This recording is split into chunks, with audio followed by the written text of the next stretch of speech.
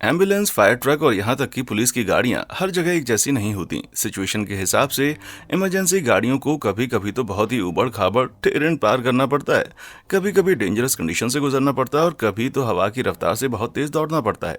तो दोस्तों, बांध लीजिए अपनी सीट बेल्ट, क्योंकि हम देखने वाले हैं दुनिया की कुछ ऐसी इमरजेंसी सर्विस गाड़ियाँ जिन पर यकीन करना मुश्किल है।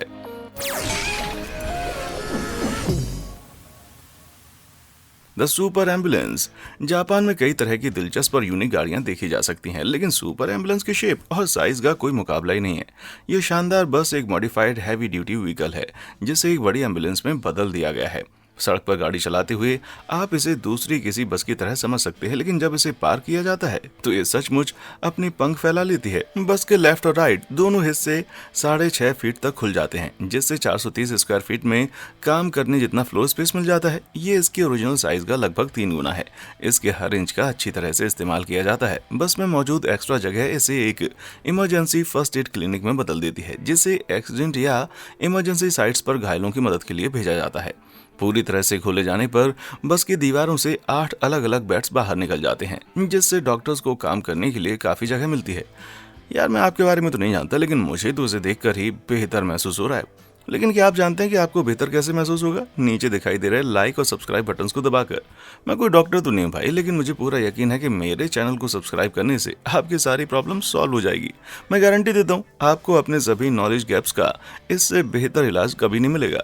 तो देर किए बिना आइए एक नजर डालते हैं कुछ और भी बेहतरीन इमरजेंसी सर्विस व्हीकल्स पर। दुनिया का सबसे बड़ा फायर इंजन। दोस्तों, जब आप दुनिया के सबसे बड़े फायर इंजन के बारे में सोचते हैं तो आपके दिमाग में बहुत सारी चमकती रोशनी और सीढ़ियों वाला एक बड़ा लाल ट्रक आ जाता होगा। लेकिन यहाँ आपको सिर्फ 12 सीढ़ियां दिखाई दे रही होंगी जो इस विशाल बोइंग 747-446 ग्लोबल सुपर टैंकर के ऊपर डेक तक जाती हैं। ये शानदार प्लेन कोलोराडो स्प्रिंग्स में मौजूद है और इसका इस्तेमाल नियमित रूप से बड़े पैमाने पर जंगल की आग बुझाने में मदद करने के लिए किया जाता है, जो आसपास के इलाकों के लिए बहुत बड़ा खतरा है। लेकिन आग पर काबू पाने के लिए ट्रक की जगह प्लेन का इस्तेमाल क्यों किया जाता है? सबसे पहले 231 फीट का ये super tanker 19,200 gallon extinguish agent को ले जा सकता है, जो दुनिया के सबसे बड़े फायर ट्रक से 15,000 गैलन ज्यादा है। इसके अलावा इसका advance delivery system compressed air का इस्तेमाल करते हुए एक्सटिंग्विश एजेंट को प्लेन के दोनों तरफ 4 वॉल्व से बाहर निकालने के लिए मजबूर कर देता है, जबकि ये सिर्फ 400 फीट की ऊंचाई पर उड़ रहा होता है। इसका मतलब है कि क्रू मेंबर्स अपनी हाइट, स्पीड और डिलीवरी रेट को एडजस्ट कर सकते हैं। वो देखते हैं कि आग बुझाने वाले पदार्थ के बिना और इलाके को भारी नुकसान पहुंचाए बिना आग पर कैसे काबू पा लिया जाए। वो डिलीवरी को सेगमेंटेड ड्रॉप्स के एक सेट में या 3 मील तक की एक लंबी सिंगल ड्रॉप में भी कंट्रोल कर सकते हैं। 600 मील प्रति घंटे की स्पीड के साथ कोलोराडो में मौजूद ये प्लेन अमेरिका में कहीं भी 3 घंटे में और दुनिया में कहीं भी 20 घंटे में पहुंच सकता है। भाई, ये तो एक सुपर फास्ट सुपर शॉकर है, sorry super tanker. The over snow ambulance. सर्दियों में येलोस्टोन में बहुत ज्यादा ठंड होती है और अमेरिकन नेशनल पार्क में हर साल एवरेज 10 इंच से ज्यादा बर्फ गिरती है। लेकिन क्या होगा अगर कोई टूरिस्ट अनजाने में खुद को घायल कर ले और उस बर्फ में फंस जाए तो? मेरा मतलब है कि एक एम्बुलेंस आमतौर पर बर्फ से ढकी सड़कों से निपटने के लिए तैयार नहीं होती और घायल टूरिस्टों के पास तो स्नो प्लो का इंतजार करने का समय नहीं होता। शुक्र है येलोस्टोन एम्बुलेंस को ओवर स्नो फंक्शंस के साथ तैयार किया जा सकता है। कम से कम 1992 से इन एम्बुलेंस में स्नो ट्रैक्स और गाइडिंग स्की के एक सेट का इस्तेमाल किया जा रहा है। रेगुलर टायर्स की तुलना में कंटिन्यूअस ट्रैक गाड़ी के वजन को समान रूप से फैलाते हुए नरम जमीन पर एम्बुलेंस को बेहतर पकड़ देते हैं। इस बेहतर ग्रिप के साथ ये एम्बुलेंस ऊंचे ऊंचे फिसलन भरे रास्तों पर चढ़ सकती है और जरूरत पड़ने पर ऑफ रोड भी की जा सकती है। इन भरोसेमंद ट्रैक्स को समय के साथ मॉडिफाई किया गया है ताकि ज्यादा एडवांस्ड इमरजेंसी व्हीकल्स को तैयार किया जा सके। वो अपने 4 व्हील ड्राइव का इस्तेमाल बर्फ को और भी सुरक्षित रूप से पार करने के लिए कर सकते हैं। यार, मौसम तो कूल हो सकता है, लेकिन ये मॉडिफिकेशंस उससे ज्यादा कूल है। दी BMW इसेटा। अब जाहिर है कुछ इमरजेंसी सर्विस व्हीकल्स के लिए बड़ा होना बेहतर है। हालांकि इतिहास की एक सबसे क्लासिक पुलिस कार ये साबित करती है कि साइज उतना इम्पोर्टेंट नहीं होता है जितना इम्पोर्टेंट होता है आप उसे यूज कैसे करते हैं। इसेटा की छोटी सी बॉडी 7 फीट से थोड़ी लंबी और 4 फीट से थोड़ी ऊंची है। किसी कार की तुलना में ये सामने से खोले जाने वाले अंडे की तरह दिखाई देती है। इस खूबसूरत माइक्रो कार को 1953 में इटली की सकरी भीड़ भाड़ वाली सड़कों पर आसानी से घूमने के लिए डिजाइन किया गया था, लेकिन इसके कॉम्पैक्ट डिजाइन ने BMW का ध्यान अपनी तरफ खींचा, जिन्होंने 1961 में उसे विशेष रूप से पुलिस के इस्तेमाल के लिए बनाना शुरू किया। जर्मन डर स्टेटेड पुलिस फोर्स के लिए इसे ग्रीन कलर से पेंट किया गया था। इसमें एक ब्लू फ्लैश लाइट थी और एक रेडियो टेलीफोन भी लगाया गया था। कई लोगों ने दावा किया कि ये कार अपने छोटे साइज और 13 ब्रेक हॉर्स पावर के इंजन के कारण कभी भी क्रिमिनल्स को पकड़ नहीं पाएगी, लेकिन भाई ये कार बेहद तेज निकली और सिर्फ 700 पाउंड वजन और 10 इंच की पहियों के बावजूद 52.8 मील प्रति घंटे की रफ्तार तक पहुंच सकती थी। हाईवे के हिसाब से भले इसकी स्पीड ज्यादा ना लगे, लेकिन सकरी सड़क के लिए ये बहुत ही जबरदस्त थी। भाई लगता है कि ये लोग रोम की कमी को पूरा करते हैं। खोज और बचाव सुपर जीप्स। आइसलैंड अपने शानदार हाईलैंड्स और खतरनाक ग्लेशियर्स के लिए जाने जाते हैं, और ग्लेशियर इस आइलैंड के टोटल एरिया का 10% हिस्सा भी है। लेकिन इसे ऐसे मौसम के लिए जाना जाता है जो किसी भी समय बदल सकता है, जिससे कई लोग कुछ ही घंटों में 1 फीट से ज्यादा बर्फ में फंस जाते हैं। तो ऐसी खतरनाक परिस्थितियों में आइसलैंडिक की सर्च और रेस्क्यू टीम खोए हुए टूरिस्ट का पता कैसे लगाती है? दोस्तों, कमाल की ये सुपर जीप्स इस प्रॉब्लम का सोल्यूशन है। ये ऑफ रोड 4x4 गाड़ियां हैं जिन्हें 52 इंच तक के बड़े टायर्स को मॉडिफाई करने के लिए बदला गया है। वो इतने बड़े हैं कि छोटी नदियों और झीलों को पार करना उनके लिए बहुत आसान है, लेकिन वो सिर्फ किनारों पर घूमने के लिए नहीं है। जब टायर्स में दबाव थोड़ा कम हो जाता है तो वे थोड़े नरम हो जाते हैं और गहरी बर्फ और ग्लेशियर की बर्फ पर उनकी पकड़ आसान हो जाती है। टायर से जल्दी हवा निकालने का मतलब है कि टीमें टायर बदलने या स्नो चेन्स को जोड़ने में समय बर्बाद नहीं करती और वो बहुत तेजी से सर्च शुरू कर देती हैं। सुपर जीप्स बहुत ही यूजफुल हैं और आइसलैंड पुलिस डिपार्टमेंट के पास ऐसी 200 मिनी सुपर जीप्स हैं जो एक पल के नोटिस पर मौके पर पहुंचने के लिए तैयार रहती हैं। इसलिए अगर आप कभी भी खुद को आइसलैंड के ऊंचे इलाके में फंसा हुआ पाते हैं तो बड़े टायर वाले ट्रक पर नजर रखें जो आपकी तरफ ही बढ़ रहा है। The Morecambe bay shrimps. Morecambe bay north west England में स्थित है और ये शानदार दिखता है। ये एक नदी है जो बहुत सारे मड फ्लैट्स के ऊपर से बहती है, जो लहरों के घटने बढ़ने पर गायब हो जाते हैं और वापस आ जाते हैं। हालांकि यहाँ का खूबसूरत नज़ारा कई पैदल चलने वालों को अपनी तरफ आकर्षित करता है, लेकिन बहुत से लोग इस बात से अनजान होते हैं कि ये मड फ्लैट अचानक क्विकसैंड दलदल में बदल सकते हैं। इसका मतलब ये है कि टूरिस्ट अचानक खुद को रेत में फंसा हुआ पा सकते हैं, जबकि लहरें तेजी से उनकी तरफ बढ़ रही होती हैं। ये उबड़ खाबड़ इलाका कारों के लिए सूटेबल नहीं है, इसलिए मोरकैम्बे बे सर्च एंड रेस्क्यू टीम ने इन शानदार ट्रकों में से एक को खरीदने का फैसला किया। दोस्तों, पेश है शर्प एन 1200। ये एक ऑल टेरेन व्हीकल है जिसे अपने रास्ते में आने वाली लगभग किसी भी चीज से निपटने के लिए डिजाइन किया गया है। एक्स्ट्रा लो प्रेशर वाले 71 इंच के टायर्स के साथ इस ट्रक का वजन 2645 पाउंड है और ये सिर्फ 13 फीट लंबा है। इसका मतलब है कि इसके वजन को सुपर जीप्स जैसी गाड़ियों के मुकाबले बराबर डिस्ट्रीब्यूट किया जा सकता है, जिससे ये क्विकसैंड पर इस्तेमाल किए जाने के लिए एकदम सही है। इतना ही नहीं, बल्कि ये छोटा सा टैंक 35 डिग्री तक के उबड़ खाबड़ वाले इलाकों पर चढ़ सकता है और 3 फीट तक की चीजों पर आसानी से चढ़ सकता है।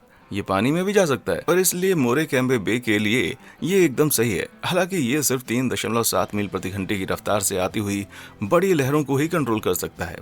हर बार इलाकों को बदलते हुए टीम को अपने टायरों को एडजस्ट करने की जरूरत नहीं होती है, क्योंकि शर्प में एक इनबिल्ट सर्कुलेशन सिस्टम होता है जो सेकंडों में टायरों के दबाव के लेवल को बदल देता है, भले ही वो मजबूत लगते हों।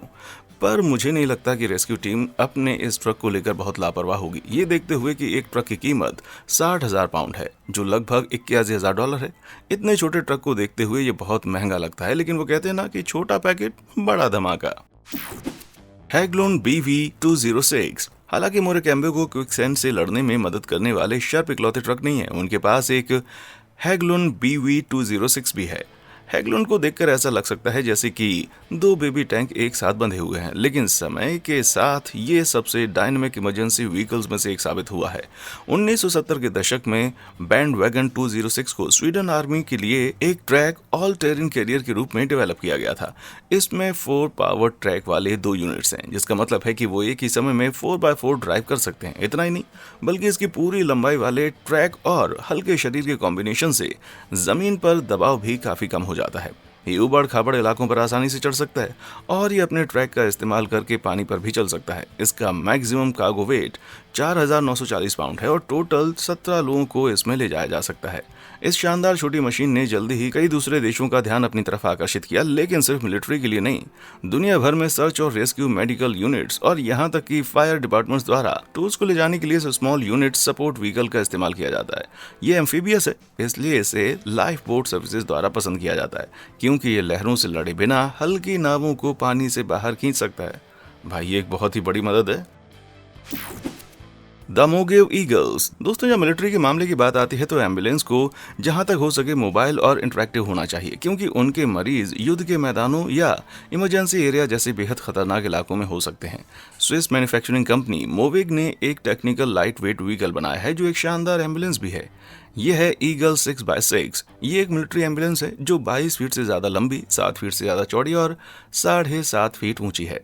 लगभग 17,000 पाउंड के वजन के साथ ये एक छोटे अमेरिकन फायर ट्रक की तुलना में थोड़ी हल्की है। इतने वजन के बावजूद भी इसकी टॉप स्पीड 68 मील प्रति घंटा है, लेकिन इन चीजों को ड्यूरेबिलिटी के लिए बनाया गया था, स्पीड के लिए नहीं, ताकि सुरक्षा के रास्ते में इसे लैंड माइंस और विस्फोटक इलाके से बचने का मौका मिल सके। इसके सुरक्षा कवच को 6 किलो के विस्फोट का सामना करने के लिए डिजाइन किया गया है। इसे ऐसे समझा जा सकता है कि 1 किलो TNT विस्फोट कंक्रीट के एक स्लैब को ब्लास्ट करने के लिए काफी है, जबकि इस तरह के कवच बहुत जरूरी हैं। जर्मनी के एम्बुलेंस सेंटर ने हाल ही में 80 एम्बुलेंस पर $159 मिलियन खर्च किए हैं, जिसमें एक की कीमत लगभग $2 मिलियन है यार। लेकिन मुझे लगता है कि आप लोगों की जान बचाने की कोई कीमत नहीं लगा सकते। दी एव्टोरोशेमेन। दोस्तों, आपको लगता होगा कि ईगल 6x6 दुनिया की सबसे शानदार एम्बुलेंस है, लेकिन आपने रशिया की एव्टोरोशेमेन 8x8 एम्बुलेंस को नहीं देखा है। ये 20 फीट से ज्यादा लंबी, 8 फीट चौड़ी और लगभग 9 फीट ऊंची है। इसके अंदर 4 मेडिकल स्टाफ और 2 मरीजों के लिए काफी जगह है। इसमें 8 बड़े कम दबाव वाले टायर हैं। ये अद्भुत एम्बुलेंस मुश्किल इलाकों में लोगों तक पहुंचने के लिए एकदम सही है, और ये जरूरी है, ये देखते हुए कि रशिया में जमे हुए रेगिस्तान, समुद्र तट, ऊंचे पहाड़ और बड़े दलदलों जैसे अलग अलग इलाके हैं। हालांकि ये उन्हें तेजी से पार नहीं कर सकती, क्योंकि इसका 10,600 पाउंड का वजन इसकी टॉप स्पीड को 44 मील प्रति घंटे तक सीमित कर देता है। जब इसका सामना पानी से होता है तब भी ये बंद नहीं होती। सभी इलाकों में चलाई जाने वाली गाड़ी होने के नाते ये 4.3 मील प्रति घंटे की रफ्तार से नदियों और झीलों को पार कर सकती है। हालांकि इस एम्बुलेंस के द्वारा बचाया जाना सस्ता बिल्कुल भी नहीं होता। एक शेमेन की कीमत €1,83,000 से ज्यादा शुरू होती है, जो कि लगभग $2,25,000 है। एक ब्रांड न्यू लैम्बोर्गिनी हुरैकन की कीमत भी लगभग इतनी होती है। भाई, अगर मुझे दोनों में से किसी एक को चुनना होगा तो मैं तो रशिया के जंगलों से खुद को बचाने के लिए शेमेन को ही चुनता, जब तक कि कोई सीक्रेट 8x8 लैम्बोर्गिनी ना हो जिसके बारे में मुझे पता ना हो। The walking car. जब कार मैन्युफैक्चरर हिंडाई ने फर्स्ट इमरजेंसी वर्कर्स द्वारा उबड़ खाबड़ इलाकों में फेस किए जाने वाले चैलेंजेस के बारे में सोचा, तो उन्होंने शुरुआत से एक बेसिक व्हीकल डिजाइन को बनाने का काम शुरू कर दिया, जिसके टायर जमीन के ऊपर हों। 2019 में जब उन्होंने अपने प्रोटोटाइप प्रोजेक्ट एलिवेट को दुनिया के साथ शेयर किया, तो सभी ने सोचा कि ये कंपनी पूरी तरह से पागल हो गई है। वॉकिंग कार का ये कॉन्सेप्ट कूल है, घुटने और टखने के जोड़ों के एक सिस्टम पर आधारित है, जो कार के टायरों में बने होते हैं, जो दबाने पर पैरों की तरफ फैल जाते हैं, जैसे कि बोस्टन डायनेमिक्स रोबोट और पोकेमोन को मर्ज कर दिया गया हो। यह अजीब वॉकर शायद सीढ़ियां चढ़ सकता है, पानी के ऊपर खुद को ऊपर उठा सकता है और यहाँ तक कि खाली जगहों के ऊपर से कूद भी सकता है। ये थोड़ा सा अजीब लगता है, लेकिन ये फर्स्ट रेस्क्यू वर्कर्स के लिए बहुत अच्छा होगा, जिन्हें उन इलाकों में घायल लोगों तक पहुंचने की जरूरत होती है जहाँ पहुंचना थोड़ा सा मुश्किल होता है, जैसे कि गुफाएं या जंगल। लेकिन मुझे लगता है कि आप लोगों के मन में असली सवाल तो ये होगा कि क्या ट्रैफिक जाम होने पर यह खुद को ऊपर उठाकर चल सकता है। राउंड शेप की कार। दोस्तों, जब आप किसी एंटी राइट व्हीकल के बारे में सोचते हैं तो आपके दिमाग में क्या आता है? खिड़कियों पर मेटल की जाली लगा हुआ एक बॉक्स जैसा दिखने वाला बड़ा सा स्टील का स्ट्रक्चर, है ना? चाइना ने 2014 में थोड़ा फ्यूचरिस्टिक डिजाइन सबके सामने पेश किया। जिजिंग किगुआन armoured spherical cabin electric petrol vehicle एक अजीब गोल से शेप की छोटी सी कार है। इसे विशेष रूप से पुलिस फोर्स द्वारा एंटी राइट कामों के लिए बनाया गया था। इसे गोलाकार केबिन की वजह से पुलिस अधिकारी सुरक्षित रहते हुए अपने आसपास के 360 डिग्री के व्यू को देख सकते हैं। कांच के बावजूद कार को चाइनीज लेवल ए आर्मर की रेटिंग दी गई है, जिसका मतलब है कि ये किसी भी नजदीकी हैंडगन से फायर किए गए शॉट्स का सामना कर सकती है। हालांकि ये बहुत ही बदसूरत दिखती है, फिर भी इसकी टॉप स्पीड 50 मील प्रति घंटे की है। इसके सामने के इंडिकेटर्स के पीछे स्मोक ग्रेनेड लॉन्चर के लिए जगह दी गई है, और साथ ही साथ इसके शानदार और अजीब से एक्सटीरियर में मॉडिफिकेशंस किए जा सकते हैं। इससे कोई फर्क नहीं पड़ता कि आप इसे कैसे देखते हैं, लेकिन इन कारों को पब्लिक में कभी नहीं देखा गया है और ये सिर्फ एक प्रोटोटाइप है। ऐसा इसलिए हो सकता है क्योंकि कार में सभी खिड़कियों के लिए विंडस्क्रीन वाइपर का सिर्फ एक ही सेट होता है, जो खराब मौसम में इसे थोड़ा बेकार कर देता है। पुलिस कथित तौर पर उन खिड़कियों में से एक में दिए गए छेद के जरिए अपनी गन्स भी चला सकती है, जो सिर्फ तभी यूजफुल होगा जब कार सही डायरेक्शन में चल रही हो। हालांकि 2014 में ये एक पॉपुलर चॉइस नहीं थी, पर मुझे यकीन है कि ये तब काम आएगी जब पुलिस को कभी दंगा करने वाले लोगों की तलाश करना आसमान में शुरू करने की जरूरत पड़ेगी। माइएमी पीडी स्लिंगशॉट। फ्रेंड्स, जबकि ज्यादातर इमरजेंसी व्हीकल्स में 4 पहिए होते हैं, माइएमी पीडी के पास एक ऐसी कार भी है जिसमें 3 पहिए होते हैं।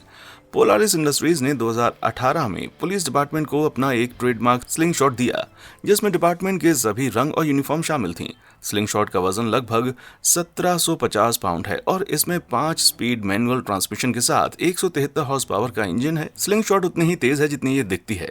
इसकी टॉप स्पीड 130 मील प्रति घंटे है और ये 5.5 सेकंड में 0 से 60 मील प्रति घंटे तक की रफ्तार पकड़ सकती है। आमतौर पर इस तरह की कार अपने 3 पहियों वाले डिजाइन के कारण बहुत तेजी से मुड़ती है ना अगर, तो उसके लुढ़कने का खतरा होता है। लेकिन स्लिंगशॉट में 69.1 इंच का फ्रंट ट्रैक है, जो उसे मजबूत शेवरले कार्वेट Z06 से चौड़ा बनाता है। इस बड़े साइज की एंटी रोल बार की वजह से लुढ़कने का खतरा भी कम हो जाता है, इसलिए ये चाहे कितनी भी तेजी से मुड़ जाए, इसके तीनों पहिए जमीन पर मजबूती से पकड़ बनाए रखेंगे। अपनी सभी खूबियों के बावजूद ये शानदार छोटी कार मायामी बीच पर स्पीड से चलने वाले ड्राइवर्स का पीछा नहीं करती है। इसके बजाय मायामी पुलिस डिपार्टमेंट इसका इस्तेमाल कम्युनिटी प्रोग्राम के लिए करता है। वो बातचीत करने में मदद करने के लिए इन अद्भुत गाड़ियों को लोकल कम्युनिटी में ले जाते हैं और बच्चों को स्कूल ले जाने में मदद करने जैसा काम करते हैं। कम्युनिटी के बच्चों को कार में बैठने, उसके सभी बटन दबाने और अपने लोकल पुलिस डिपार्टमेंट को थोड़ा बेहतर तरीके से जानने के लिए इनवाइट किया जाता है। यार, क्या आपको लगता है कि वो इसमें एक एडल्ट को बैठने देंगे? सॉरी, मैं एक दोस्त के लिए पूछ रहा हूँ। द रोबोक्यू। इमरजेंसी एरिया में लोगों की मदद करने के लिए फायर फाइटर्स, पुलिस ऑफिसर्स और दूसरे रेस्क्यू वर्कर्स अपनी जान जोखिम में डालते रहते हैं। शुक्र है कि टोक्यो फायर डिपार्टमेंट का पूरी तरह से रोबोटिक रेस्क्यू व्हीकल रोबोक्यू ये साबित करता है कि हमेशा ऐसा नहीं होता। इस अजीब से लाल ब्लॉक को खतरनाक स्थितियों में घायलों के बीच में मदद करने के लिए बनाया गया था, जैसे कि बम साइट्स या छिपी हुई बारूदी सुरंगों वाले एरिया में। लेकिन इसके द्वारा इस्तेमाल किए जाने वाले इंफ्रारेड कैमरा और अल्ट्रासाउंड तकनीक का मतलब है कि ये मलबे के नीचे फंसे उन लोगों का पता लगाने के लिए एकदम सही है जो मदद के लिए पुकार नहीं सकते। रोबोक्यू का इस्तेमाल भूकंप जैसी घटनाओं के बाद टूटी हुई बिल्डिंग्स और पुलों जैसी खतरनाक जगहों की खोज के लिए किया जा सकता है, जिसके लिए जापान जाना जाता है। एक बार घायलों का पता चल जाने के बाद रोबोट को दूर से उनकी तरफ ले जाया जा सकता है। रोबोक्यू फिर उस बंदे को अपनी इंसुलेटेड बॉडी में धीरे से खींचता है और अपने कन्वेयर बेल्ट और कैंची जैसे हाथों का इस्तेमाल करके उन्हें सुरक्षित रखता है।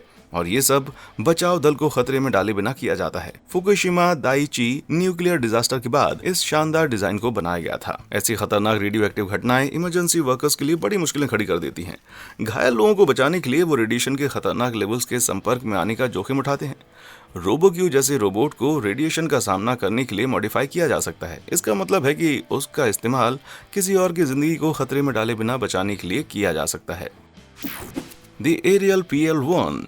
दोस्तों, यूनाइटेड किंगडम में आम पुलिस कारें इतनी अलग दिखाई नहीं देती। वो आकर्षक पीले और नीले रंग में होती हैं, लेकिन उनमें से सिर्फ मामूली वॉक्सहॉल एक्स्ट्रा, वॉक्सहॉल इंसिग्रिया या BMW 5 हैं।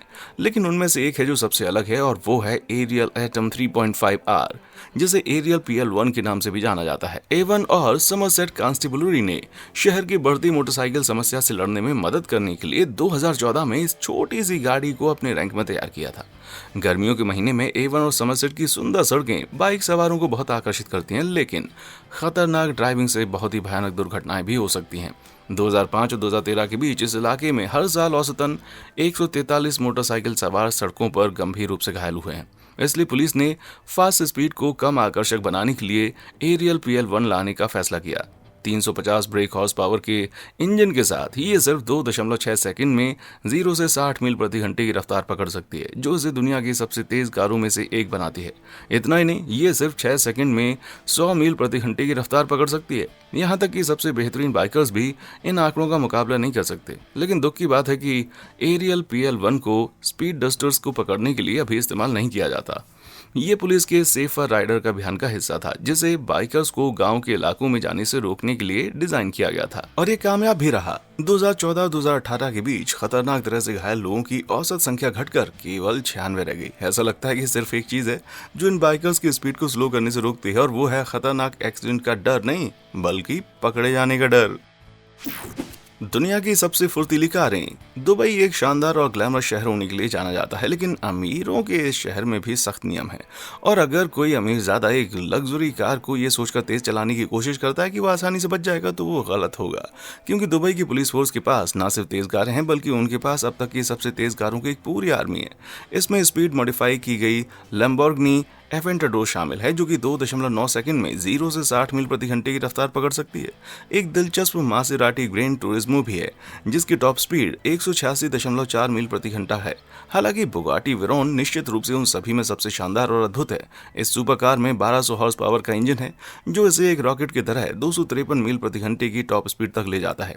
यार, मुझे अपनी जिंदगी में गिरफ्तार होने की इतनी ज्यादा इच्छा कभी नहीं हुई। कुल मिलाकर इस सुपर फ्लीट को बनाने वाली 18 कारों की कीमत $24 मिलियन से ज्यादा होने का अनुमान रहा है। लेकिन दुबई पुलिस अभी भी उनके कलेक्शन में इजाफा कर रही है। उन्होंने 2019 में ऑफिशियली ये कंफर्म किया कि वो टेस्ला द्वारा बनाए गए साइबर ट्रक्स को खरीदने का इरादा रखते हैं। उन्हें उम्मीद है कि टेस्ला ने अब तक की अपनी बुलेट प्रूफ खिड़कियां ठीक कर ली होंगी। Beast petrol. दोस्तों, दुबई पुलिस फोर्स की कलेक्शन में ना सिर्फ दुनिया की सबसे तेज सुपर कार हैं, बल्कि उनके पास दुनिया की सबसे एडवांस पुलिस सर्च कारों में से भी एक है। बीस्ट पेट्रोल एसयूवी, जिसे घिया के नाम से भी जाना जाता है, एक ऐसी अद्भुत कार है जिसका नाम भी बिल्कुल अद्भुत है। इस लग्जरी हाइपर कार में artificial intelligence system, touch screen dashboard और ऑटोमेटिक नंबर प्लेट रिकॉग्निशन भी है। लेकिन इसकी फेशियल रिकॉग्निशन तकनीक ही इसे दूसरों से अलग बनाती है। इसकी छत पर एक कोलैप्सिबल कैमरा होने के कारण इसका सिस्टम खतरनाक अपराधियों को दूर से या भीड़ भाड़ वाले इलाकों में भी पहचान सकता है। इसमें एडवांस कम्युनिकेशन सिस्टम भी है, जो सीधे पुलिस फोर्स के कमांड ऑपरेशन रूम से कनेक्ट रहता है, जिसका मतलब है कि उन्हें पल पल की खबर मिलती रहती है।